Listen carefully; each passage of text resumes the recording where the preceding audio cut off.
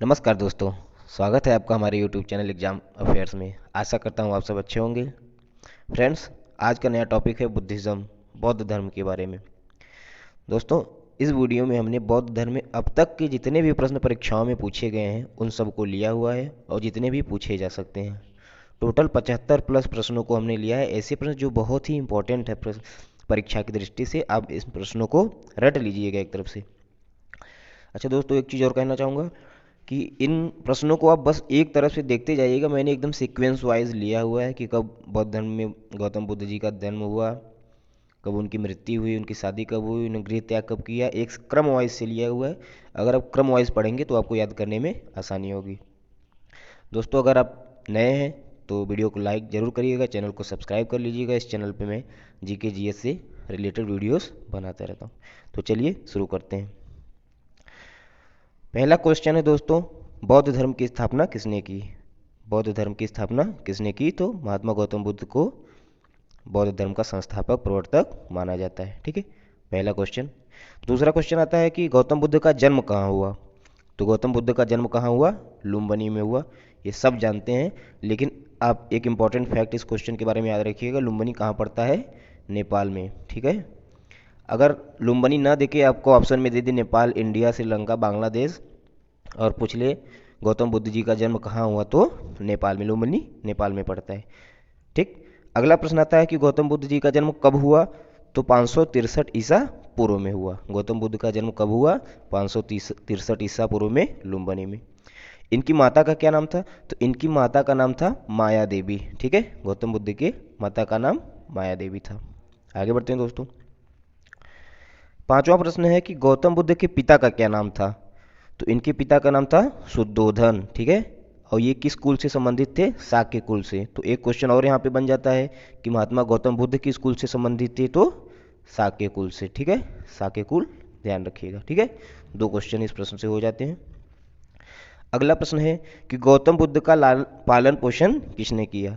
तो दोस्तों, गौतम बुद्ध जब जन्म लिए थे तो जन्म के 7वें दिन ही इनकी मम्मी, इनकी माता माया देवी का देहांत हो गया था। उसके बाद इनकी मौसी प्रजापति गौतमी, यहाँ पे गौतम लिखा है, गौतमी कर लीजिएगा, प्रजापति गौतमी ने इनका पालन पोषण किया। ठीक है, तो ये बात ध्यान रखिएगा। अच्छा, अगला प्रश्न आता है कि गौतम बुद्ध के बचपन का क्या नाम था? तो गौतम बुद्ध के बचपन का नाम था सिद्धार्थ। ठीक है, गौतम बुद्ध के बचपन का क्या नाम था? सिद्धार्थ। ठीक, अच्छा, गौतम बुद्ध का विवाह जो है 16 वर्ष की आयु में यशोधरा नाम की स्त्री के साथ होता है। ठीक है, तो गौतम बुद्ध की पत्नी का क्या नाम था? यशोधरा। इनका विवाह 16 वर्ष की आयु में हुआ था। ठीक है, 16 वर्ष की आयु में। अब इसको ध्यान रखिएगा। ये भी पूछ लेता है कि गौतम बुद्ध का विवाह किस वर्ष की आयु में हुआ? तो 16 वर्ष की आयु में हुआ। किसके साथ हुआ? यशोधरा के साथ हुआ। आगे बढ़ते हैं।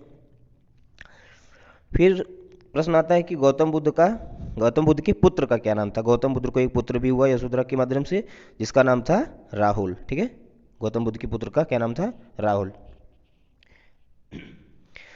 अच्छा, गौतम बुद्ध बचपन में, शादी के बाद जब उनका पुत्र हो गया तो कपिल वस्तु, जहाँ के राजा थे, वो सैर पे निकले। तो अगला प्रश्न उसी से रिलेटेड है कि गौतम बुद्ध के जीवन संबंधी 4 दृश्यों को देखा। वो दृश्य कौन कौन से थे जिन्हें देखकर उनके मन में वैराग्य की भावना उठी? ठीक है, तो इसको मैं आसान भाषा में आपको बताता हूँ। 4 दृश्य कौन कौन से थे। पहला था वृद्ध व्यक्ति। ठीक है, उन्होंने ऐसे याद करिए आप कि एक वृद्ध व्यक्ति को देखा। ठीक है, वृद्ध व्यक्ति देखा, तो वृद्ध व्यक्ति कैसा था? बीमार था। ठीक है, उसके बाद बीमार था, फिर वो क्या हुआ? बीमार था इसलिए वो मर गया। ठीक, तो जब वो मर गया तो गौतम बुद्ध ने सोचा कि ये सांसारिक मोह माया है, इसमें इंसान पैदा होता है, वृद्ध होता है, बीमार होता है, मर जाता है। ठीक है, तो इस भावने के बाद वो क्या किए? सन्यासी का रूप धारण कर लिए। ऐसे आप ध्यान दीजिएगा तो चारों आपको याद हो जाएंगे। ठीक है, 4 दृश्य कौन कौन से थे? वृद्ध व्यक्ति, बीमार व्यक्ति, मृत व्यक्ति और सन्यासी। ठीक है, अच्छा, बौद्ध धर्म में जब महात्मा गौतम बुद्ध ने अपने घर को त्यागा था तो उसको क्या कहा जाता है? तो आप ध्यान रखिएगा, ये प्रश्न पूछता है महाविनिष्क्रमण। ठीक है, जब गृह त्याग को, बौद्ध धर्म में गृह त्यागने को क्या कहा जाता है? महाविनिष्क्रमण। ठीक है, अच्छा, गृह त्यागने के बाद, अच्छा, एक प्रश्न और यहाँ से बनता है कि जब वो घर को त्यागे थे तो उनकी अवस्था क्या थी, उनकी उम्र क्या थी? तो उनकी उम्र थी 29 वर्ष। ठीक है, ये भी प्रश्न परीक्षा में पूछा जाता है कि महात्मा गौतम बुद्ध ने जब गृह त्याग किया तो उनकी उम्र क्या थी? तो उनकी उम्र थी 29 वर्ष। ठीक है, अच्छा, अब अगला प्रश्न आता है कि गौतम बुद्ध के गुरु का क्या नाम था, ठीक है, जिनसे उन्होंने शिक्षाएं ली। तो गौतम बुद्ध के गुरु का क्या नाम था? अलार कलाम और उदक रामपुत्र। यहाँ पे उदक रामपुत्र नहीं रहेगा, यहाँ पे रहेगा रुद्रक रामपुत्र, ठीक है, रुद्रक रामपुत्र, ठीक, इसको ध्यान दीजिएगा, ठीक है। गृह त्याग के बाद जो है वैशाली में इन्होंने अलार कलाम से सांख्य दर्शन की शिक्षा ली थी, ठीक है, सांख्य दर्शन की। उसके बाद राजगीर में रुद्रक राम पुत्र से शिक्षा ली, ठीक है। ये तो इनके दो गुरु अलार कलाम और रुद्रक रामपुत्र थे, ठीक। अगला प्रश्न आता है कि गौतम बुद्ध को किस दिन ज्ञान की प्राप्ति हुई? तो गौतम बुद्ध को जब ज्ञान की प्राप्ति हुई 6 वर्ष की तपस्या के बाद। ये भी प्रश्न पूछता है कि कितने वर्ष की तपस्या की इन्होंने? 6 वर्ष की तपस्या के बाद इनको वैशाख पूर्णिमा के दिन ज्ञान की प्राप्ति होती है, ठीक है, वैशाख पूर्णिमा के दिन ज्ञान की प्राप्ति होती है। अगला प्रश्न आता है कि गौतम बुद्ध को किस नदी के किनारे ज्ञान की प्राप्ति हुई? तो निरंजना नदी। अच्छा, आप कभी कभी ध्यान दीजिएगा, निरंजना नदी न देके फल्गु नदी भी दे देता है, तो निरंजना नदी को ही फल्गु नदी कहते हैं, ठीक है। इंपॉर्टेंट क्वेश्चन, इसको ध्यान रखिएगा। आगे बढ़ते हैं। गौतम बुद्ध को किस पेड़ के नीचे ज्ञान की प्राप्ति हुई? गौतम बुद्ध ने पीपल के पेड़ के नीचे बैठ के अपनी तपस्या की थी, तो पीपल के पेड़ के नीचे बैठ के, ठीक है, इनको ज्ञान की प्राप्ति हुई, तो ठीक है, पीपल वृक्ष याद रखिएगा। अच्छा, बुद्ध का क्या अर्थ होता है? जब ज्ञान की इन्हों प्राप्ति हो गई सिद्धार्थ को, तो ये बुद्ध कहलाए गए। तो बुद्ध का क्या अर्थ होता है? बुद्ध का अर्थ होता है ज्ञान, ठीक है, बुद्ध का अर्थ होता है ज्ञान, ठीक है। आशा करता हूँ आपको यहाँ तक तो अभी डाउट क्लियर हुआ होगा। आगे बढ़ते हैं। अगला प्रश्न आता है कि गौतम बुद्ध ने अपना प्रथम उपदेश कहाँ दिया? जब इन्हें ज्ञान की प्राप्ति हो गई तो इन्होंने अपने उपदेश देने शुरू किए। तो प्रथम उपदेश कहाँ दिया? सारनाथ में, ऋषिपत्तन में, ठीक है। सारनाथ भी ऑप्शन में दे सकता है, ऋषिपत्तन भी, तो आप दोनों को ध्यान रखिएगा। प्रथम उपदेश यहीं पे दिया। अच्छा, फिर अब अगला प्रश्न आता है कि उपदेश की घटना को क्या कहते हैं? जैसे इन्होंने जब गृह त्याग किया तो उस घटना को महाभिनिष्क्रमण कहते हैं, ठीक उसी प्रकार उपदेश की घटना को क्या कहते हैं? धर्म चक्र परिवर्तन, ठीक है, धर्म चक्र परिवर्तन उपदेश की घटना को कहते हैं बौद्ध धर्म में। अगला प्रश्न आता है कि गौतम बुद्ध ने अपना पहला उपदेश किस भाषा में दिया? बहुत इंपॉर्टेंट क्वेश्चन है, भाषा याद रखिएगा। गौतम बुद्ध ने अपना पहला उपदेश जो है पाली भाषा में दिया था, ठीक है, पाली भाषा में उन्होंने अपना पहला उपदेश दिया था। पहला के लगभग सभी उपदेश उन्होंने पाली भाषा में ही दिए थे, और बौद्ध धर्म में भाषा पाली ही मानी जाती है। अगला प्रश्न आता है कि बौद्ध धर्म में सबसे ज़्यादा प्रचार प्रसार किस राज्य में हुआ? बौद्ध धर्म में सबसे ज़्यादा प्रचार और प्रसार किस राज्य में हुआ था? तो कोसल राज्य की उस समय जो है राजधानी श्रावस्ती हुआ करती थी, तो सबसे ज़्यादा बौद्ध धर्म का प्रचार कोसल राज्य की राजधानी श्रावस्ती में हुआ। बहुत इंपॉर्टेंट क्वेश्चन है दोस्तों, मैं उन्हीं क्वेश्चनों को लिया हुआ हूँ जो इंपॉर्टेंट है, तो आप किसी भी क्वेश्चन को स्किप करिएगा मत, एक तरफ से देखते जाइए वीडियो को, आपको सारे प्रश्न याद हो जाएंगे। आगे बढ़ते हैं।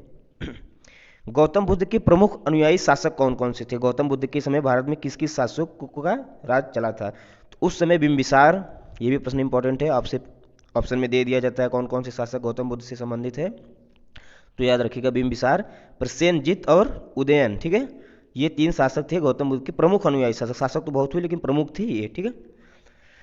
अब आता है कि गौतम बुद्ध की मृत्यु कब हुई? तो गौतम बुद्ध की मृत्यु 483 ईसा पूर्व में 80 वर्ष की अवस्था में हुई थी, ठीक है। गौतम बुद्ध की मृत्यु कब हुई? 483 ईसा पूर्व 80 वर्ष की अवस्था में। अगला प्रश्न आता है कि गौतम बुद्ध की मृत्यु कहाँ पर हुई? गौतम बुद्ध की मृत्यु कहाँ पर हुई? तो गौतम बुद्ध की मृत्यु कुशीनारा में हुई। कुशीनारा कहाँ पड़ता है? देवरिया में, ठीक है, उत्तर प्रदेश के देवरिया में पड़ता है, कुशीनारा में इनकी मृत्यु हो जाती है। अगला प्रश्न देखते हैं, महात्मा बुद्ध के शरीर त्याग को बौद्ध ग्रंथों में क्या कहा गया? ठीक है, फिर से वही क्वेश्चन आ गया, जैसे गृह त्याग को महाविनिष्क्रमण, और उसके बाद जब इन्होंने प्रथम उपदेश दिया तो उसको क्या बोला गया? धर्म चक्र परिवर्तन, और जब शरीर को त्याग किया तो उसको कहा गया महापरिनिर्वाण, ठीक है, महापरिनिर्वाण कहा गया, ठीक।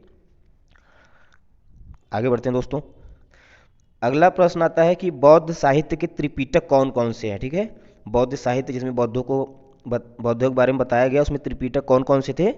तो पहला था सुत्त पिटक, दूसरा था विनय पिटक, तीसरा था अभिधम्म पिटक, ठीक है। ये 3 पिटकों के बारे में आप याद रखिएगा। अगला प्रश्न आता है कि एशिया का ज्योतिपुंज यानी लाइट ऑफ एशिया किसे कहा जाता है? तो महात्मा गौतम बुद्ध को ही एशिया का ज्योतिपुंज कहा जाता है, लाइट ऑफ एशिया, ठीक है। अच्छा, गौतम बुद्ध का एक घोड़ा भी था दोस्तों, कभी कभी घोड़े का नाम पूछ लिया जाता है, सारथी का नाम पूछ लिया जाता है, तो इसको भी ध्यान रखिएगा। गौतम बुद्ध के प्रिय घोड़े का क्या नाम था? कंथक, क्या नाम था? कंथक, ठीक। आगे बढ़ते हैं। बौद्ध धर्म में गौतम बुद्ध के भिक्षुक के निवास स्थान को क्या कहते थे? जहाँ पे जो भिक्षुक रहा करते थे, जहाँ पे वो निवास करते थे, उस निवास को क्या कहा जाता था? विहार कहा जाता था। बौद्ध विहार नाम सुना होगा आपने। तो उस स्थान को जहाँ पे भिक्षुक निवास करते थे उसको बौद्ध विहार कहा जाता था। आगे बढ़ते हैं। बौद्ध धर्म में पूजा स्थल को क्या कहा जाता था? जहाँ पे लोग पूजा किया करते थे बौद्ध धर्म में, तो उसको चैत्य कहा जाता था। ठीक है, चैत्य याद रखिएगा। अच्छा, बौद्ध धर्म की एक दिशा भी पवित्र हुई कि मानी गई कि दक्षिण दिशा जो होती है वो बौद्ध धर्म में पवित्र दिशा मानी जाती है। तो आप ध्यान रखिएगा, दक्षिण दिशा को बौद्ध धर्म में पवित्र दिशा की संज्ञा दी गई है। महात्मा बुद्ध ने तृष्णा की घटना को क्या कहा? महात्मा बुद्ध ने तृष्णा की घटना को क्या कहा? ठीक है, तो तृष्णा की घटना को क्या कहा? निर्वाण। ठीक है, महात्मा गौतम बुद्ध ने तृष्णा की घटना को निर्वाण कहा।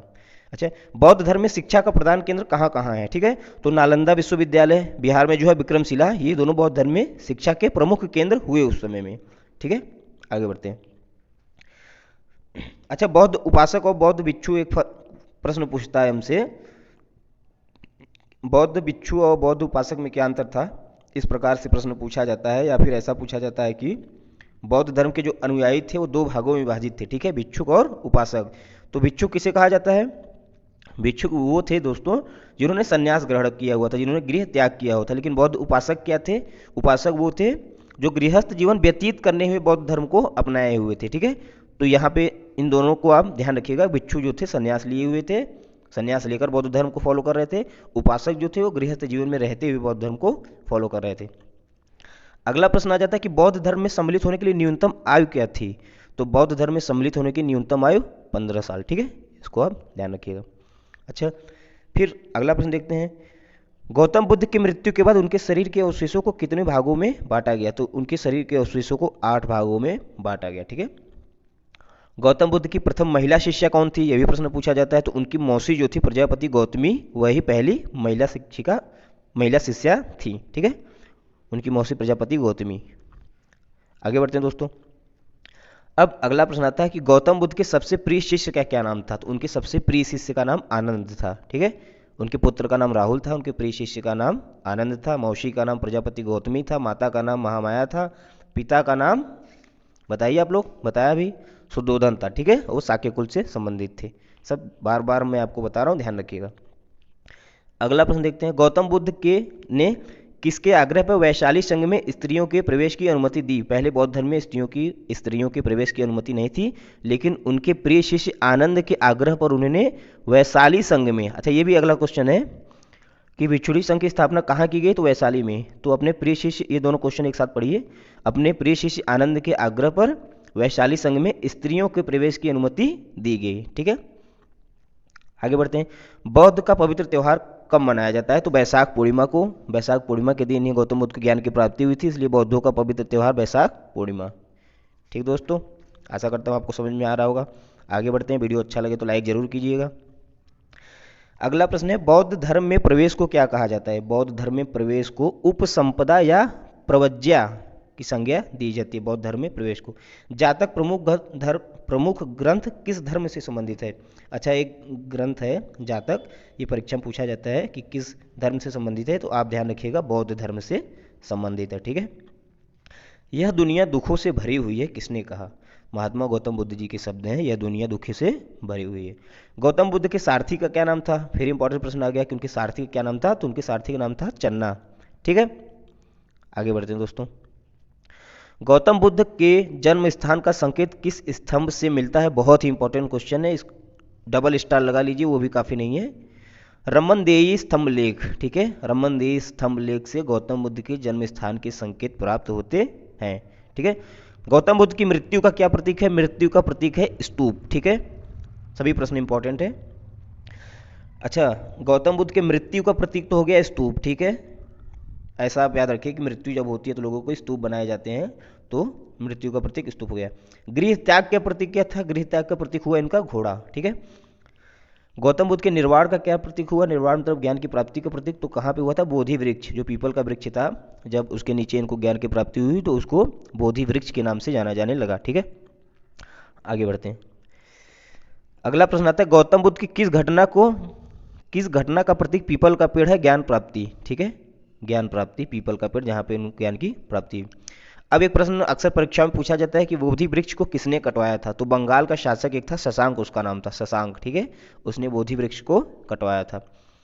अगला प्रश्न, गौतम बुद्ध के त्रिरत्न कौन कौन से हुए। बहुत ही इंपॉर्टेंट क्वेश्चन है, इसको आप ध्यान रखिएगा। गौतम बुद्ध के त्रिरत्न हुए, बुद्ध, धर्म, धम्म और संघ, ठीक है, यहाँ कॉमा रहेगा। बुद्ध, धम्म तथा संघ, इनके त्रिरत्न हुए।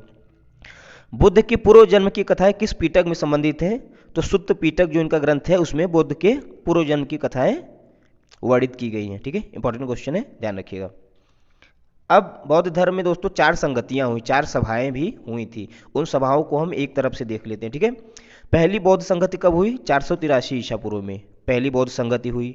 किसके शासनकाल में, उस समय राजा कौन था। तो अजातशत्रु उस समय राजा हुआ करते थे, 483 ईसा पूर्व में। अच्छा, इस बौद्ध संगत की अध्यक्षता पूछ ले किसने की। तो महाकश्यप ने, ठीक है। महाकश्यप ने इसकी अध्यक्षता की। बौद्ध संगति हुई कहाँ पे, राजगृह में, ठीक है। चारों इंपॉर्टेंट क्वेश्चन है, आप सीरियल से याद रखिएगा, इसीलिए एक साथ इन चारों को रखा हूँ। पहली बौद्ध संगति 483 ईसा पूर्व में हुई। कहाँ पे आयोजित हुई, राजगृह में आयोजित हुई। किसके शासनकाल में, अजातशत्रु के शासनकाल में। कौन अध्यक्षता किया, महाकश्यप। आगे बढ़ते हैं, द्वितीय बौद्ध संगति अब आ गया। द्वितीय बौद्ध संगति कब हुई, 383 ईसा पूर्व में, ठीक है। पहली 483 में हुई, उसमें 100 माइनस करिए, 383 ईसा पूर्व में। द्वितीय बौद्ध संगति का आयोजन किसके शासनकाल में हुआ, कालाशोक के, ठीक है।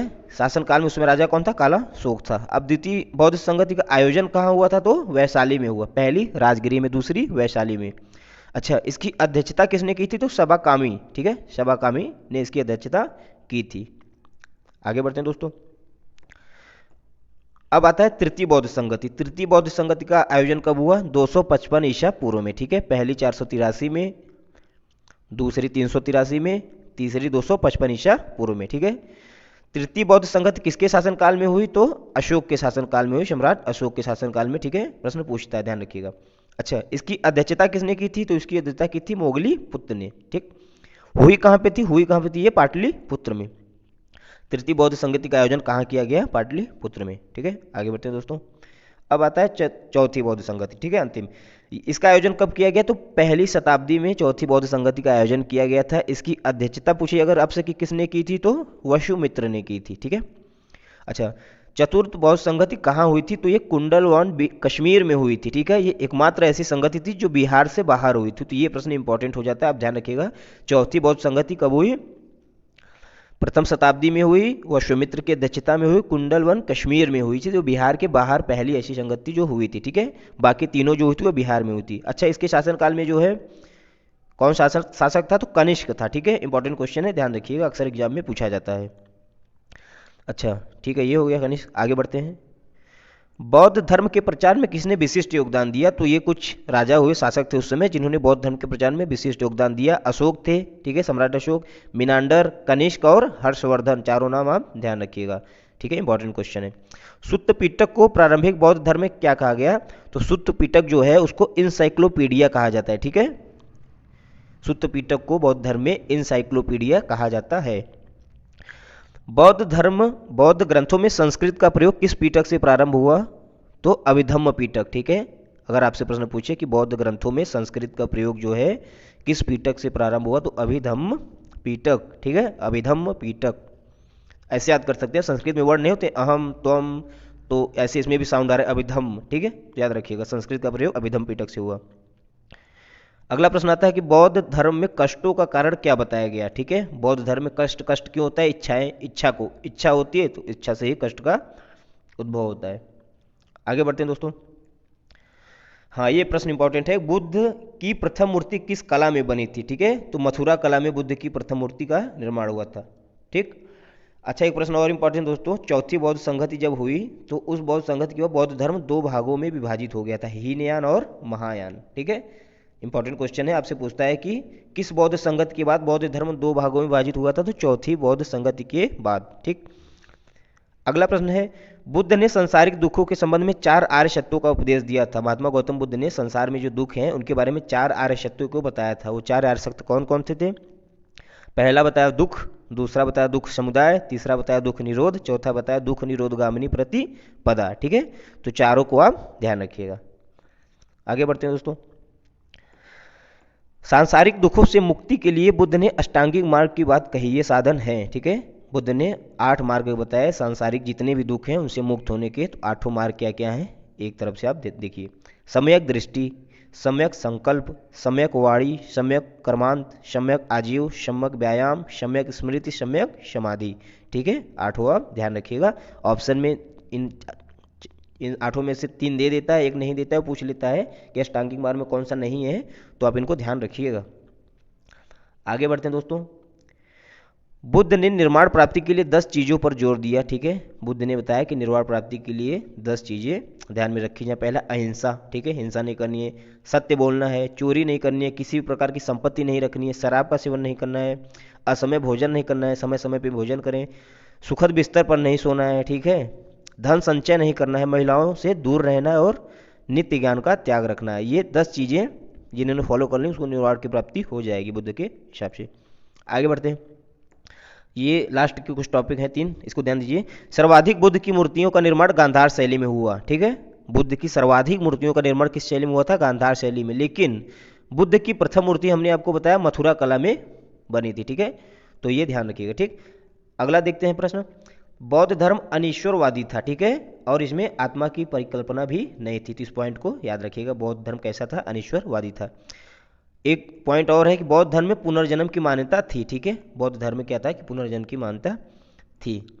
तो दोस्तों ये रहा आज का लेक्चर बौद्ध धर्म के बारे में। आशा करता हूँ आपको अच्छा लगा होगा। वीडियो अगर अच्छा लगा हो तो लाइक जरूर करिएगा, कमेंट जरूर करिएगा, और चैनल पे नए हैं तो इस प्रकार की वीडियो देखने के लिए चैनल को सब्सक्राइब जरूर कीजिएगा। आपका बहुत बहुत धन्यवाद वीडियो को देखने के लिए।